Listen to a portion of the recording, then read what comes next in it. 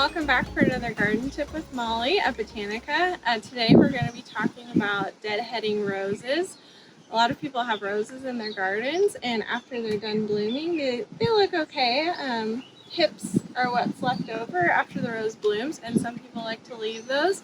But if you'd prefer to get rid of them so that you can have more blooms for the rest of the summer, well, then we'd go ahead and deadhead them. So I'm going to show you today how to go about doing that.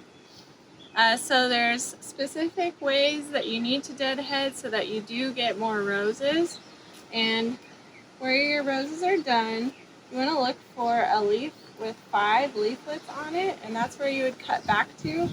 Because if you left it to where you cut just above a leaf with 3 leaflets, that is going to produce wood that does not produce more flowers. It's just going to continue to put more stem growth instead of more leaves and flowers.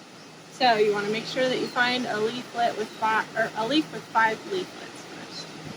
So when you're ready to cut, you would go just above your leaf with 5 leaflets and make an angled cut about 1/4 of an inch above that leaf. So why do you make an angled cut? That allows water to run off where you made your cut off the stem, and that prevents diseases like bacteria or fungi from growing on top of that flat stem. So if you have it at an angle, the water will run off and it won't collect there where diseases would have a place to live. And then after that, you're going to get more bushy growth, so it will produce leaves, and then eventually you'll get a bud and another flower. So make sure that you find your leaf with 5 leaflets. That's the most important thing. The other thing to consider when deadheading roses is that you find the leaf that is going to grow outwards. And by that I mean, for example, if I were to choose this leaf, it's pointing back into the shrub, so that means my new stem that grows from that is going to grow that way. And what you want to do to have a nice rounded shape of a rose is to leave the middle as open as possible so that everything can grow outward. So once you have those 2 factors in mind, you're ready to deadhead.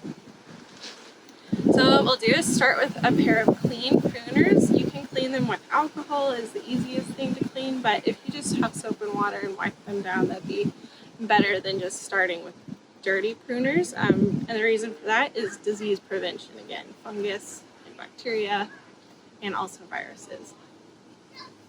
So you have your clean pruners, find where your roses are done, and then I'm going to pick a leaf, and it doesn't necessarily need to be the first leaf with 5 leaflets you come across, because that might be one again that's pointing back into the shrub. So I'm going to go down and find one that's pointing outward so that my new stem grows this way. And then I will make my angled cut about 1/4 of an inch above that.